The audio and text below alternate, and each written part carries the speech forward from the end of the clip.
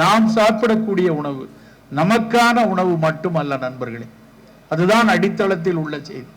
அப்படியானால் யாருக்கு?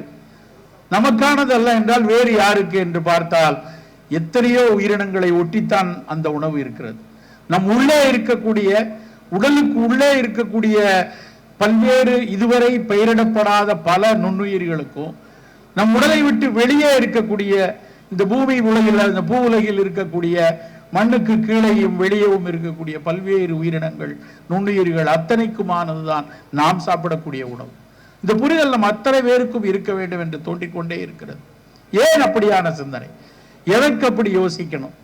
ஒரு சின்ன உதாரணத்தில் இருந்து வரலாம்னு தோணுது. நம்ம உடம்புல இப்ப சிவராமன் நான் நிக்கிறேன்னா, என் உடம்பில் இருக்கக்கூடிய மரபணுக்களை வைத்து, மரபணுக்களால் கட்டமைக்கப்படுகிறது என்று தெரியும் உங்களுக்கு எல்லாருக்கும்.